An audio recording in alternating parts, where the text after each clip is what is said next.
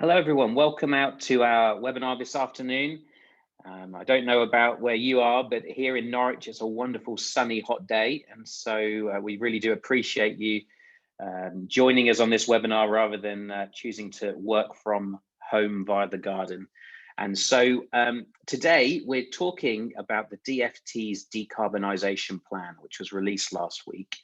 And to get us started, I thought I'd just have on the display here LiftShare Group's mission. And we're on a mission to make zero carbon commuting a reality. And the thing that was so encouraging about the Department for Transport's decarbonisation plan was that it really supports that mission in the most vocal way that the central government has ever done here in the UK. And so we're going to talk about the impacts of the decarbonisation plan on large employers and some topics that we can really assist with, areas of our expertise. So here's what we've got coming up. We're going to go through a high-level overview of the sort of areas that employers like you should pay attention to in the decarbonisation plan. We're sort of going to give you the highlights of what the decarbonisation plan says and signpost you to further research and areas to look into for your organisation. Then we're going to do a little bit of a session on Commute Zero, which is a new government initiative announced in the plan, followed by a session on car occupancy, which is another area that the decarbonisation plan highlights. We'll then have an opportunity for Q&A. And so all in all, expect that this, including the Q&A, will last about 45 minutes or so. The Q&A button is available at the bottom of your screen. And so at any point during the webinar, just put your questions straight in there as they come to you. We're going to answer Q&As at the end, or as many as we get round to, time permitting. But just whenever they come to you, put your Q&A into that box at the bottom of Zoom, and then we'll be coming back to you when we can. So just a small introduction. My name is Basil Chowdhury. I'm the Commercial Director here at LiftShare Group. And I'm going to give you just a very short introduction to LiftShare Group. I know we've got some customers on this webinar, but also people who don't know who we are. LiftShare Group's been going for about 23 years, and the original vision was the 47 million empty seats that are on our roads in the UK every day. The vast majority of road space is given to the least efficient users of it. That was our original vision. And then what that grew into is our core product that we're most well known for, which is LiftShare for Work. And through that product, we've saved over 1 billion miles from the UK road network. However, over the pandemic, a huge amount of our organizations, our customers, stopped using the product because suddenly they were working from home. And so there was no need to arrange lifts to get to work. And off the back of that, we really renewed our expectations, our missions, and we realized it was going to be incredibly important to focus on decarbonising the commute. Out of that grew our new brand, Mobility Ways, and our new product, the Mobility Ways platform. And to explain why we think that this is the most important thing that we can be doing and why we've made it our mission, we've got a short video which is going to explain why zero carbon commuting matters.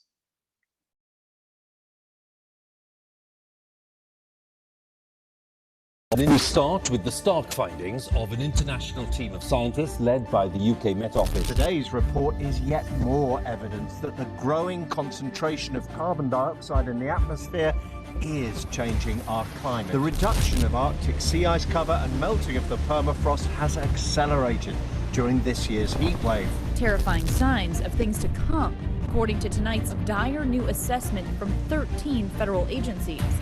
With potentially disastrous consequences for the planet. However, the last 3 months have seen some significant changes. And this is the very last moment we have in which we can actually hope to stem some of these disasters. The vision for Mobility Ways is to make zero carbon commuting a reality. And I created Mobility Ways because it's just become really clear that unless we decarbonise the commute, we will fail our net zero goals. The commute is one of the least efficient journeys any of us ever make, and the commute has become the single largest source of emissions in the UK. It now accounts for 18 billion kilos of carbon every year. 90% of us travel alone to work every morning. 40% of us could cycle to work, but don't. 40% of us could go by public transport, but don't. 10 million of us could share a lift with someone who lives within walking distance of our house, but we don't share a lift. And yet we face a climate crisis. We need to decarbonise our commute, and there are solutions there right now that are not only better for the environment, but better for us, better for our pockets, better for our health. We need to change how we travel, and we've seen through the success of our sister brand LiftShare over the last 22 years that there are ways that we can shift behaviours, and it's proven to work, and we need to do it fast, because in reality we've only got 10 years to really start shifting the dial on this, and we've got to make a move now. If we fail to make zero carbon commuting reality, we will fail our net zero goals. And if we fail our net zero goals, our children will not forgive us.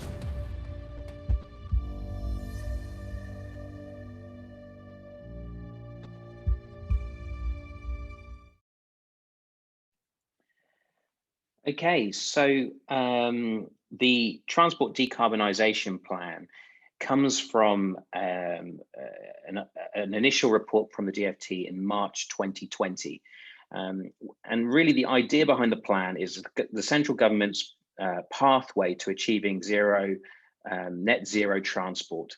And so here, I'm going to pass you over to Adam Jones, one of our account directors here, who's going to talk you through some of the areas that maybe you should consider looking at within the report.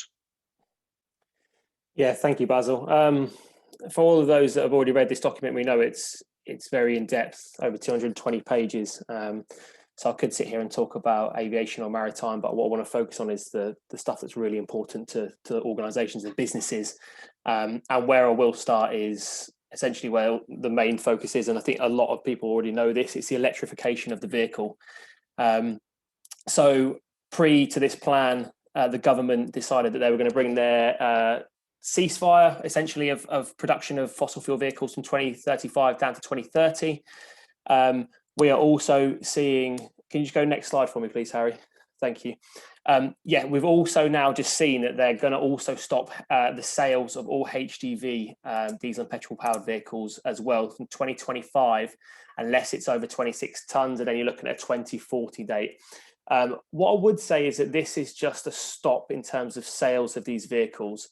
It's not a case of we're going to look out the window in 2035 and all vehicles are going to be zero emissions. The average vehicle has a life expectancy of about 15 years before it's scrapped. So, I mean, we're potentially looking at closer to 2045 for the majority of vehicles to be low emissions. The only caveat I would say to that is that if you are part of a government fleet vehicle, so what they have done is they've shaved 3 years off their target, and they've brought that from 2030 through to 2027. So all government fleet vehicles will be electric by 2027. So that's really, really positive. I'm sure a lot of you on your call now understand a little bit about the electrification of vehicles. Have probably got charge points at your work, or have started to see a shift across to EV. So it's just to concrete that the government is really looking at the reliance of technology to solve a lot of these issues when it comes to decarbonising transport. Yeah, so what I would say is that there is a lot of government support there. Obviously, it doesn't solve things like congestion, but what it is doing is they're trying to accelerate essentially the shift across to EV or hydrogen powered vehicles. So that's a real focus on there, and obviously that HGV is a real sort of key add on there. So, you know, if you're into logistics, etc., that's something to be aware of. In terms of the shift, I guess, away from the reliance on a car, just go next slide, Harry, please. What the government are also starting to do is looking at commitment to supporting active travel. So we've seen huge investments over the last 18 months. If you're a local authority, you'd have seen the Active Travel Fund now start to improve what was initially temporary infrastructure and now more permanent infrastructure when it comes to improving cycle lanes, etc. What we will start to see is the government committing that £2 billion over the next 5 years, with the aim, or the core aim, of making half of all journeys within towns and cities to be cycling and walking. So really removing the reliance on a car there. What I would say to you guys here is there is a huge emphasis on active travel. There's a huge spend on that, improving infrastructure. just understand whether you guys are ready for it, whether you've got shower facilities, locker facilities, the ability to support the potential increase that the government is looking for in terms of improving active travel. And we can already see that more than 300 cycling and walking schemes have already been delivered on the ground now, so expect that to increase. Moving across, I guess, to place-based solutions. So I think what I read from this is that there's going to be a real focus from the government to empower local authorities to regionalise this, to really give organisations, businesses, councils the ability to improve air quality, to improve infrastructure. There is a plan to spend over 12 billion in the next Parliament session. So over the next 3 years, 12 billion to really improve those, looking at decarbonisation, reducing congestion, improving air quality, etc. And there's also a focus, so there's now going to be £3 billion dedicated to decarbonising buses and public transport. And one of their really big aims is to have the first either town or city where all the bus network is decarbonised, is carbon neutral, is net zero essentially. So that's another thing potentially to be looking at. We've seen, I guess, a real decrease in terms of public transport usage. But what I would say is that we're probably going to see government pumping money into that to try and increase patronage, to try and get people's trust back in the public transport network. So there is potential, I guess, to be able to utilise some of this funding to start to improve your own public transport offering there and decarbonise some of that. And then finally, just lastly, just to touch on, and this is going to be the core of the messaging that we look at today. So we've had a real big influence in terms of behaviour change and understanding data when it comes to the transport sector. So one of the big things really is to be able to share data across sectors. So we'll touch on a second around the data that we capture and I guess the partners that we bring in, that we share data with. I see we've got someone on the call from Arriva today. So we've done multiple pieces of work with those guys, utilising the data we gather to improve public transport service and provision and to make sure they're capturing the right target audience with that. And really prominently for us is the fact that the government have now made what they're calling a commute zero commitment. So they're going to support organisations and businesses to be able to achieve commute zero. So looking at those emissions from the commute, understanding that that is the biggest contributor to the transport sector's emissions across the UK, needs to be addressed.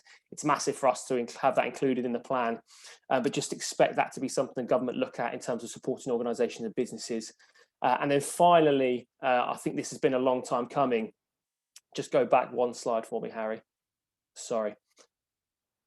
What we are going to be looking at is there's always been a cry of urban over rural. So focusing on urban transport, you know, we've seen e-scooter trials, etc., launched in all these areas, which are absolutely fantastic. But what the government is now committed to is to start to look at a rural focus and develop a future of transport rural strategy. So I sat in on that last week with a bunch of the SBTs, and there's a real focus on improving choice for the individual, and then also looking at other viable modes and ways in which they can get around. So potentially improving public transport, doubling public transport, while it's great, might not have a massive impact in terms of emissions and the people that are accessing those. But there is going to be a real focus in terms of rural strategy there, potentially looking at technology such as DRT or lift share, etc., to be able to support that. So very high level, kind of four key factors to take away from this. So the electrification of vehicles, active travel focus from the government, place-based solutions, so really allowing and empowering regional approach to be able to improve that, and also the behavioural change in data side of things. We talk about data sharing, but obviously we need really good quality, quantitative data to be able to share in the first place. And I think the commute is a real hole in that, where people don't have a massive amount of data. So without further ado, I'm going to pass you across to Mark, who's our Group Business Development Director, and he's going to talk a little bit around the Mobility Waste proposition, the data we can gather, and how we help organisations. Thanks very much, Adam. That's brilliant. So good afternoon, everyone. Adam mentioned the commute. I guess from our perspective, one of the best moves I think we've seen within this report is to actually focus uniquely on the commute and the importance of the commute in terms of emissions.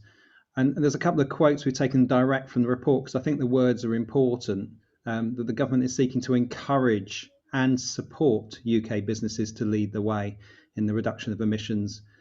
So I think that's pretty key. And also working with large employers on measuring and reporting total and average commute emissions. So some of the implications of that in terms of the data requirements that Adam's just alluded to, and removing any barriers. So what are those barriers? How do we understand why people who could commute actively or on public transport don't? And I think that there are ways in which we can help with that. So the key sort of 4 takeaways in terms of Commute Zero for me: first time the government has recognised the importance of the commute on net zero ambitions, and identifying data as the foundation for designing effective policy. And we've been sort of pushing this message now for some time, that data is critical in terms of making those decisions, implementing change. Data-based interventions are going to be much more successful than sort of guessing at what you think employees might need, what their potential options are. The data is pretty critical. And focusing on the need to collaborate widely. We're doing that today. We sponsored a conference, Zemo, yesterday that had 1,000 delegates. So there's a lot of collaboration taking place, but I'm also looking at this from the angle of a call that I've just got off with the NHS. So how do we get the messages and the consistency across the NHS rather than trying to deal with a trust at a time or a hospital site at a time? And that applies equally to bankers for net zero, lawyers for net zero, Make UK. There are conglomerations and forums now being established with a focus on climate change, and we need to be dealing at that level to make change happen quickly. And also, I think another key point to take away was the potential, and I leave it loosely at the moment, a potential for this to become mandatory. So there was a mention within the report about the use of energy audits and the potential to add a commute measurement dimension to that, and the net zero potential of undertaking work to address commute emissions. So if you go to the next slide, please, Harry. So I thought I would focus a little bit on the NHS, because in terms of the work that we've been doing over the last 9 to 12 months, I think the NHS have actually been leading the way. And I guess that stems from the announcement of the 2040 net zero strategy and the requirement for trusts to come up with annual green plans, which include the commute, to report annually on emissions, and to produce evidence of data-based interventions to reduce single occupancy vehicles. But it's also important to recognise that nearly every member of the NHS, 1.3 million staff, in their internal surveys say that the NHS should be more sustainable. So the campaign that is currently being run by NHS Improvements and Greener NHS, asking for staff to each individually make a pledge to support the NHS to achieve net zero, is really relevant, because now we can include in that a commute option. And surely what could be easier for many, not for all, but for many, to actually make an impact is simply change the way they get to work. And we've already seen a dozen trusts start to work with us with our Mobility Ways platform, which we created, as Basil said at the top, specifically to focus on achieving zero carbon commuting. And I just wanted to flag some of the words used by a couple of those that have decided to work with us as to why, because I think the words will resonate, I hope, with the report if you've read it. So from David Malone, who chairs one of the sustainability groups for the NHS, it's around how Mobility Ways can supply data that supports new ways of thinking. The potential to understand the barriers being pretty critical. And Joe down in Torbay in Devon want to understand what the shortfalls in provision are. You need to understand that before you can address them. To have the data to therefore share with transport operators and the council to overcome those barriers. And also using the data created to help them with their demand management and commute strategies, and thereby significantly reduce emissions. So that's the reason why the NHS and a number of trusts are getting on board. And obviously we're particularly focused on the NHS as one key sector, simply because of the scale. And we know that 4% of all emissions within the NHS come from the commute. So it's a substantial number. Next slide, please. So in terms of what have we created, and I'm not going to spend a lot of time on this, but just to give you the headline view, we've come up with a platform we call the Mobility Ways platform. And it's a process that is a circular process that starts, as you see the slide on the right hand side, with everything to do with data, moves through based on data into intervention and implementation and engagement with employees, analysis and review, and then starting the process again. This is a strategic approach. What we want to do is understand what the commute emissions are for any given organization today, what the options are that are available to address those today, what shortfalls there are, and then how we get to a place of net zero for that organization from the commute, whether it be in 2025, 2030, 2040, depending on the ambitions and the potential. So just briefly, we start this whole process through travel survey data. We need to understand how staff are commuting to work. And if we can understand that, we can then use that data to apply to a new tool that we've created called ACEL, or the Average Commuter Emissions Level, which was specified within the Decarbonisation report. Now, the reason we came up with this particular model was that when we spoke to many employers across the country asking why they didn't currently focus on the commute, one of the two key answers were that there wasn't a simple model to enable them to understand what their emissions were. The other key thing was it wasn't statutory to do so. I think things are changing anyway in terms of the way that organisations think, but as I said earlier, it may be that this will become mandatory.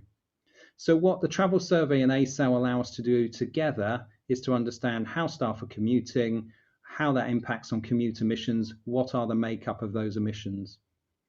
The next piece of work we do, going to the top of the slide there, is called scoping smart mobility.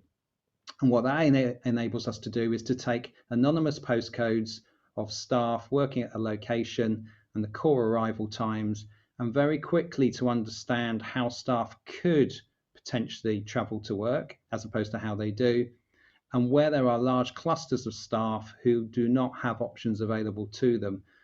Those shortcomings or shortfalls are those that we will then want to go on and address. And I'll talk about a couple of those things in a bit more detail in a second. But that combination of data on the right-hand side, we can then take across to the left, and we can do a number of things. The first thing is we might make decisions on what we need to do as an organization to address those shortfalls. So do we need a lift share platform? Do we need cycle to work schemes? Do we need car club vehicles or schemes set up?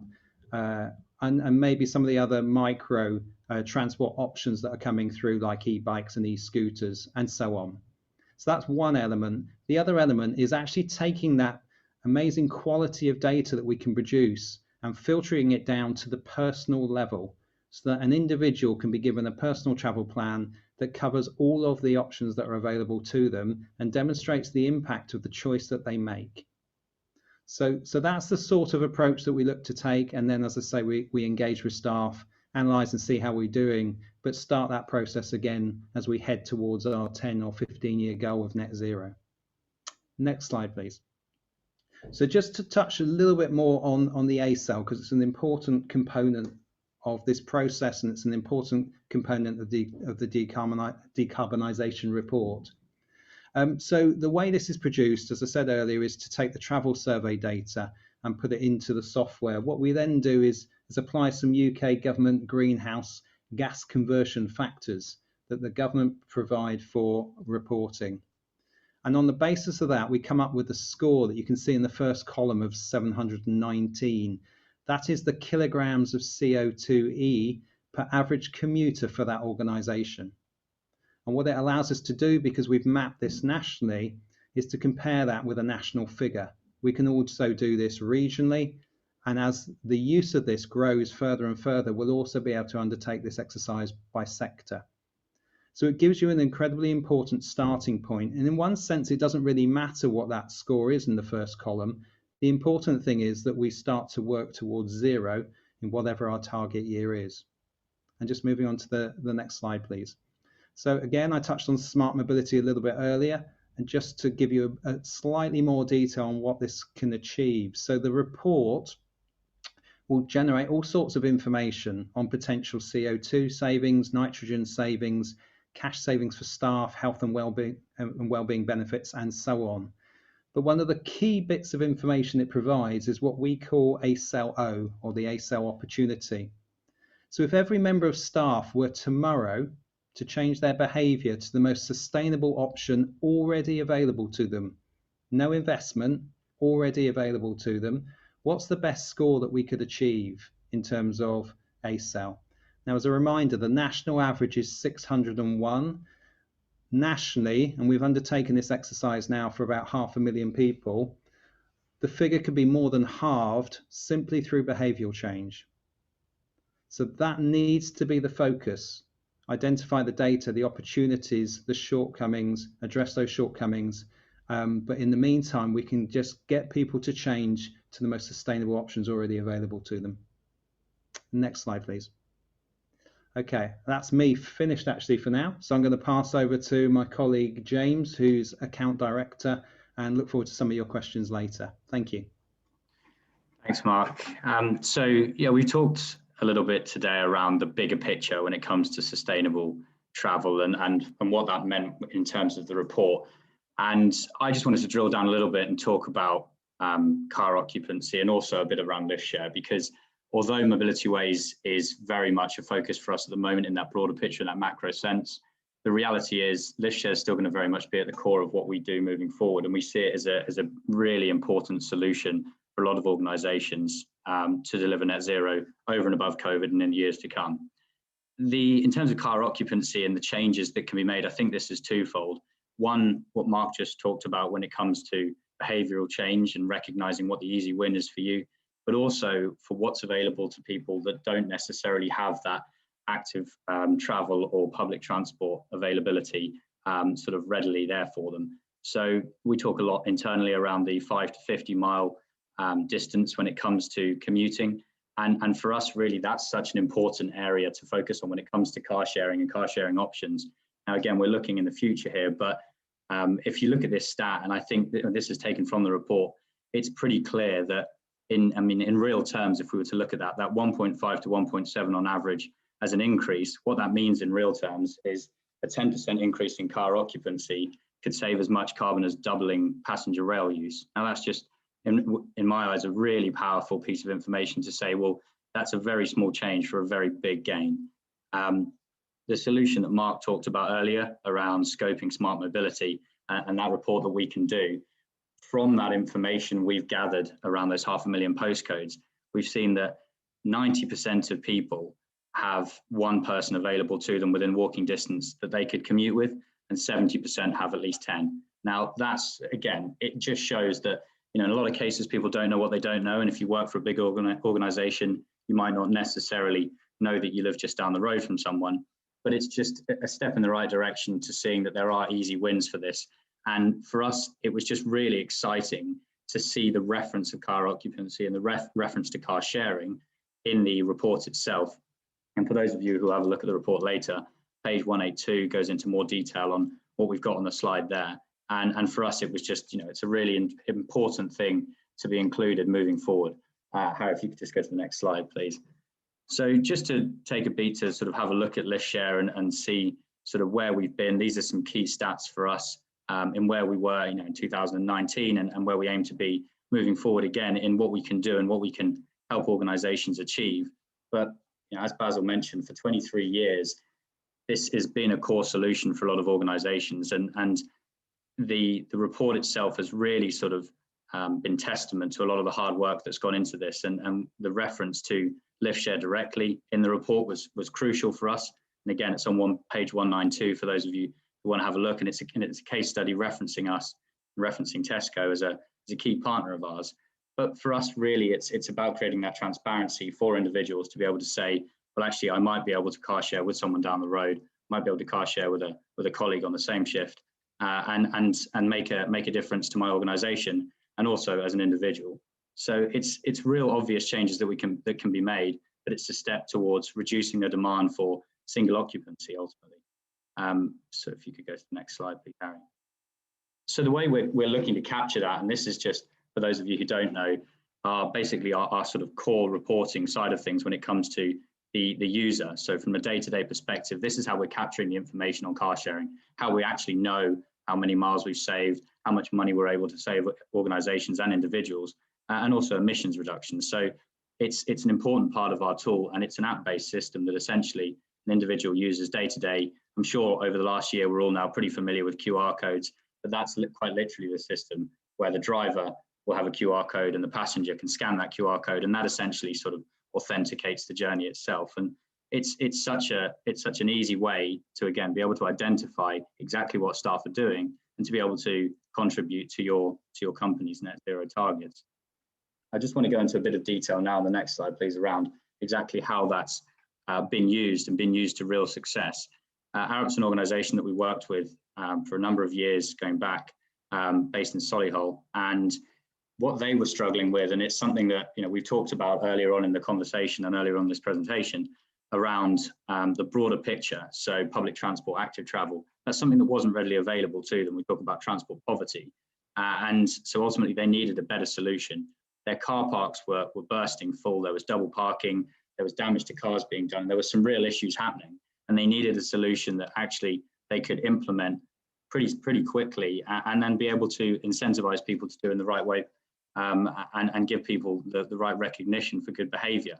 So you can see from the stats that there was some pretty clear success, but as much as that, I think the qualitative success is such an important side of this. So we put in car sharing bays. The uptake was fantastic, but there was genuine savings when it comes to the monetary side, when it comes to the mileage side.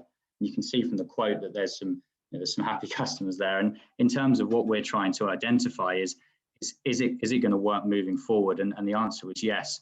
In years down the line, we were still saving them miles and still saving them money. But ultimately, it was about visitors then felt that they had an option, and they had better options to be able to park. Grads had a better option to be able to park. And this all comes back to that engagement side of things. The report talks about, and Mark talked about it, around the engagement, around making sure that the individual feels bought into the system, and being able to recognize their role in doing the right things. So, Harry, if you could just move to the next slide, thanks. So, and this is ultimately the key takeaway that I see from this, and also from the report, where ultimately this is around, yes, the government's identifying areas to change and noticing that there's deadlines that need to be hit, but it's the employer that can really take the bull by the horns here and say, well, actually, what can we do to translate this to the individuals to make sure that they realize, what's in it for me, and they can see that. And it's more than just ultimately, the decarbonisation. It's around being the ethical employer of choice, being able to reduce costs for the individual and the employer. But we talked about the decarbonisation, but I think ultimately we're also looking at de-stressing the commute as well, and being able to say, well, what is it that we can do to decongest the roads to make life easier for someone getting into work and not having to turn up at 7 o'clock and sit in their car for an hour just to make sure that they've got a parking space. So it's such an important side of things that we sort of start to unravel other elements to when we talk about the decarbonising the commute. It's what else comes with that. And there are so many other things that go hand in hand with it. So really for us, it's such an important thing to be able to unravel. But I just thought to end on that slide would be important, just to recognise that there's so many more layers to this that we can identify. But I think now we're back to Basil for some questions. I saw a few coming in.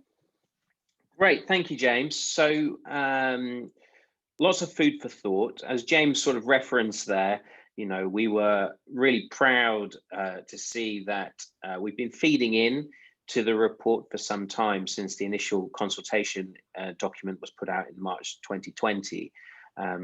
But until the report's published, you never know exactly what the central government's taken on board or not. And so we were really pleased to see the DfT not only featured lift share mobility ways as a case study, but also took on board a lot of what we've been saying for a long time. So we've got lots of questions coming through, and I'm going to get us started here. If you have got questions, put them into the Q&A section, and I think we're going to get time to go through a chunk of these, but maybe some we'll have to follow up with separately. But if you put your question into the Q&A and then lots of people are asking a similar thing, then we'll probably get around to covering it. So anything you can think of, put it into the Q&A section. So the first question I have here is about clean air zones, in particular in Bristol, and whether they were referenced in the report at all. One thing I should say is that, you know, we are specialists in decarbonising the commute, and the report is obviously a lot wider ranging than that. So some of these questions we might have to deflect if it's not within our area of expertise. But Adam, I think you probably do know about the clean air zone. Yeah, so there was reference to clean air zones in the decarbonisation plan. I mean, there's going to be two sides of every story with this. I think it's a good way potentially to discourage car use and car driving within a specific area. The other issue is obviously potentially penalising those people on low income households that can't afford new cars. What I would say from our perspective is that this is something that we are starting to look at and adapt.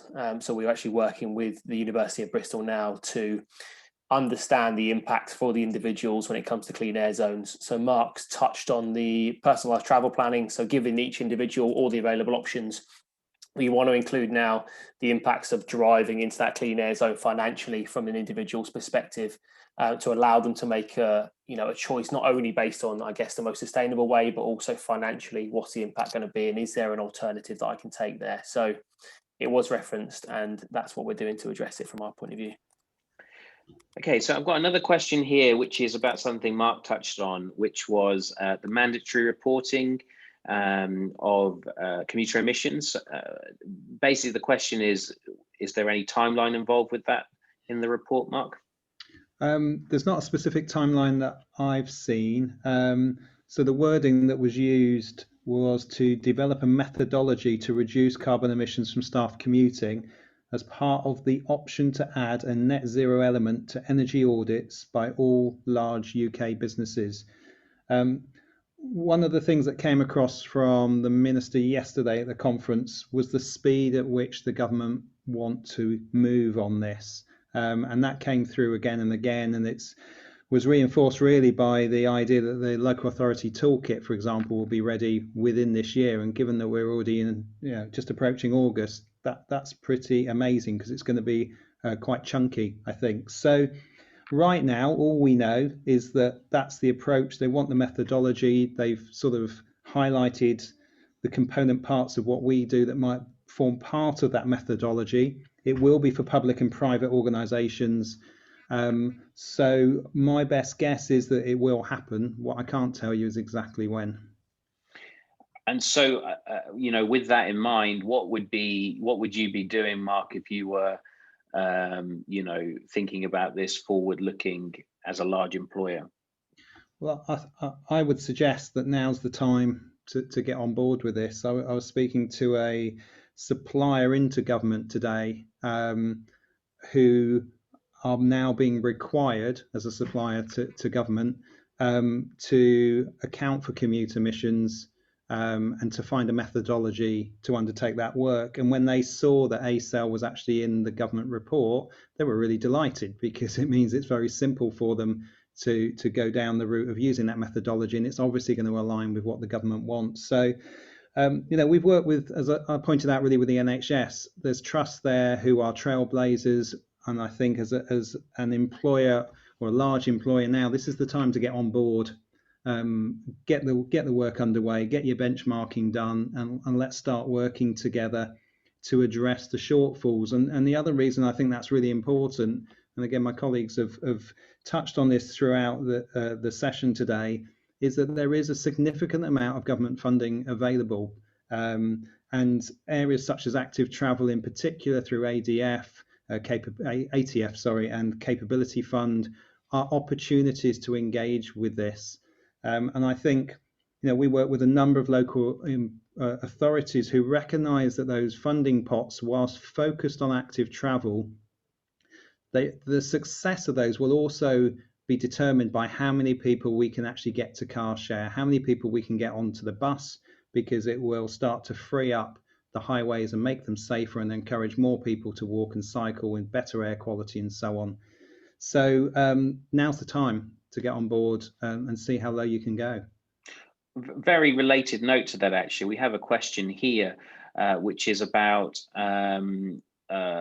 where would you go? Where's your first port of call for funding travel initiatives? Not sure what organisation this person is from. But would it be the local council to approach? You know, we've seen a lot of councils be quite innovative in how they support major employers. Well, I know there's a lot of local authorities watching, so I've got to be very careful with what I say here. But I think my experience with local authorities is that one, of course, some of them have been more successful than others at securing funding. They do look for local organisations they can work with. But I know from talking to several that they also want employers to look elsewhere to find funding pots as well, not just to rely on the local authority, because obviously whatever they've got there is finite. But I would certainly talk to your local authority to see if there are schemes in place and opportunities. It may be with match funding. It may be you can match that funding by getting additional sources of revenue from other pots. It would be a good idea, I think, to start and have a conversation with the local authority and see how they direct you. Could I just add to that, Basil, as well? What I would say is that if you can go to a local authority with data on this stuff, so if you understand the amount of people that would potentially be open to cycling if the infrastructure was better, or the amount of people that would potentially be open to accessing public transport if the service is more regular, you know, I think there's a potential bit of work there that could be done in order to strengthen your case for councils to say, well, okay, we have a business case here essentially to be able to support you with this.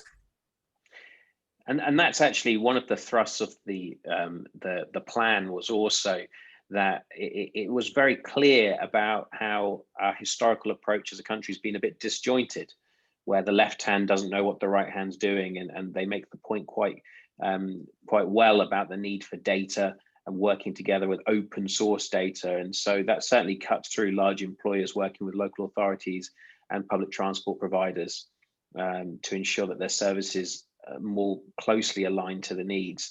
So a few more questions here. This one's on a more practical note, probably related to something you were talking about, Adam, which is the need for large employers to make sure that they have put in place the infrastructure to support some of these initiatives. And so e-biking, not pedal cycling, is now seen in the UK Decarbonisation Plan as the practical alternative to public transport trips. Does this type, or do companies need to invest in a new type of lockup to reflect this? Yeah, so I think e-bikes are becoming more prevalent. I think it does help with a few barriers. So, you know, your geographical location, if you're in a hilly area, potentially an e-bike is going to assist you. Obviously, I guess it's very similar in terms of, you know, electric cars. You need somewhere potentially to charge them. What I would say is it's a lot easier to charge an electric bike than it is to charge an electric car. You know, you don't need specific equipment installed. What I have started to see, though, is a shift in terms of these docking stations that are available that you can actually just stick your e-bike into and it will charge it for you. I know Brompton do a fantastic folding bike, electric charge locker, etc. But again, it comes back to understanding the take up of this service. You don't want to be spending, you know, tens of thousands of pounds, state-of-the-art electric bikes and lockers, etc. if the will of your employees is not there, and if it isn't there, understanding why and those barriers to change. So I think understanding really what your employees want, and then actually following through with their voices, you know, and if it is e-bikes, then yeah, of course, I would upgrade some of the infrastructure there to support that and make it as easy as possible for them to transition across. It's an important point, though, isn't it? Because without that data point, you don't really know, other than anecdotally, how many of your staff could cycle.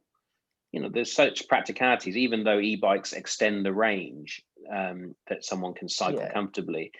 Somebody that's living 100 miles away is going to be really extreme if they're e-biking in, aren't they? I don't even think the charge would last that long. So that data piece is important. Yeah, and the thing is, you might not even have to invest any of your own money. You know, we're starting to see these e-bike and e-shared bike schemes pop up all across the UK. I mean, Beryl do a fantastic one in Norwich. But if you've got that data there that says, you know, a large portion of our staff would be open to cycling, there's a potential, I guess, to work with Beryl and work with the government or the local authority to say it might be best place for you to stick another dock here for our staff to utilise. So you might actually have to spend that much money to do it, but having the data to back that up is really important. It also, if I can just add, it also helps the local authority. So certainly in Norfolk, some of the work that we're doing here with Jeremy Wigan, who's on the call at the moment, and colleagues, is producing this data that then helps the authority to understand when they're next going for their next government bid for active travel funding or infrastructure funding, where the potential demand is. So even if the money isn't there today, this data becomes incredibly important for them to bid for the additional funds in the future. Incidentally, we've got a comment in the chat from Barry Waterhouse, who is Northern Care Alliance, one of our new Mobility Ways customers, a big trust in the north, and he's basically saying just that part of the Mobility Ways initiative for him was the idea of getting more data to support work with the LAs and transport providers. A question here about lift sharing, probably for you, James, is how will the system cope with people moving to more hybrid work patterns? And so rather than pairing up and finding a match for a regular 9 to 5 commute Monday to Friday, if a large chunk of employees are moving to a hybrid, multiple days at home, multiple days in the office environment, how does lift sharing fit into that? Yeah, it's a totally fair question, one we get asked quite a lot at the moment. First of all, I think we absolutely celebrate working from home as an organisation. Make no mistake that really does contribute, obviously, to reducing emissions by not commuting. But it's pretty well documented as well that the reduction, the offset of perhaps a slight increase in energy consumption at home by no means outstrips the commute emissions. So overall, you are decreasing your emissions. But in terms of the actual system itself, we cater for that completely. We work with a number of organisations that already have irregular shift patterns, so the likes of National Grid and NHS Trust that Mark was talking about, where people might work odd days, they might work odd times, and you can input that into the system itself. So we absolutely allow for that. You can sort of identify who else is in your position around you, and actually in some cases start to build quite a decent case for putting together a shift pattern based on where you are in proximity to other people. So you could almost have neighbourhood shift patterns. It actually was something which was singled out in the decarbonisation plan, because it references that in order to facilitate team members having more ad hoc commutes, it would be necessary to embrace apps like ours. And so the thing with our lift sharing platform is, historically, a lot of our customers, it has been used by their employees to find a pretty regular partner to pair to work with.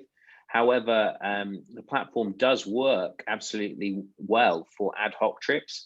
If people are adding in their, a one-time journey, or I'm going to the office on Tuesday, to find partners that can share with them. And so it is a behavioural change shift for existing customers, because it's rather than a sort of set it and forget it type match. It's now I'll go back to the app regularly throughout the week to enable me to find different partners to share with on my journey. But one of the things that's quite interesting coming out from our own survey data is that many employees that are looking to return to the office in a hybrid sort of fashion would consider commuting in different ways, because it's no longer 5 days a week.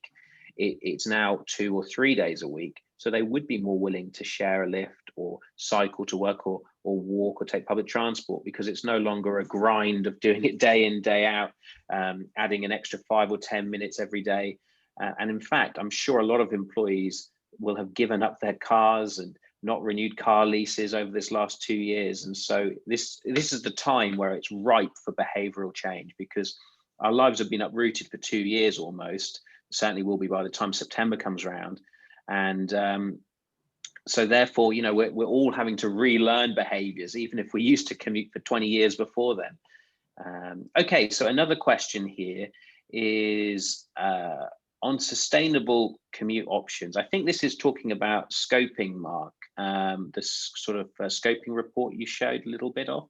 Yeah. Is there a cost comparison as well? E.g., getting people to switch is difficult if the cost of time is more than double. So in terms of the personal travel plans that people will receive, there will be mode shifts in there where we can see the difference in cost. Unfortunately, that doesn't include the buses because of the complexity of bus ticketing. So it doesn't show that, but it does show other savings. So for example, if you lift share, what the savings will be. In terms of scoping, then that's a different thing. So what that's telling us through scoping is the number of people who could travel in different ways, how many people could travel actively, and so on. But it does include in there potential financial savings as well as a whole for employees if people were to take the most sustainable options available to them. Great. And then I think the last question before we are out of time, and so we have got other questions here which I think we're going to need to follow up with afterwards, but last one for now is a question about how the Mobility Ways platform can be used for groups of employers. And so whether a network of employers could use it to pool data together and identify barriers. I think probably that's particularly useful for building that business case for a local authority like we were talking about earlier. Mark? Yeah, absolutely. So we've done a lot of work with property developers like Prologis, business parks, and there is huge value in aggregating scoping data. So understanding not what the options are for business A who employs 300 people, but what are the opportunities and the shortfalls for a park with 5,000 or 10,000 people, because that data is gold dust to third-party transport providers, public transport providers, and so on, because they can see what the real potential is. So a simple answer is yes, we can aggregate scoping data. Yes, we can aggregate ACEL data so we can understand what the commute emissions are across the park, and be very happy to have a conversation if that particular individual wanted to learn more about that. Great. Okay, well, thank you to everybody that's joined us on this webinar. Next steps, if you're interested, is to go to our Mobility Ways website where we have a free ACEL estimator. And you put in a few bits of data about your employees, either from a travel survey, if you have done one, how they've been getting to work, or using national averages. And we will estimate your ACEL for free instantly on the system and give you an idea of how you're performing against national benchmarks. On the website, there's also all sorts of other resources like an ACEL map, so you can see how your city or region compares to others, as well as lots more information. If you had any direct questions about anything that we've discussed, then please do feel free to follow up with us directly.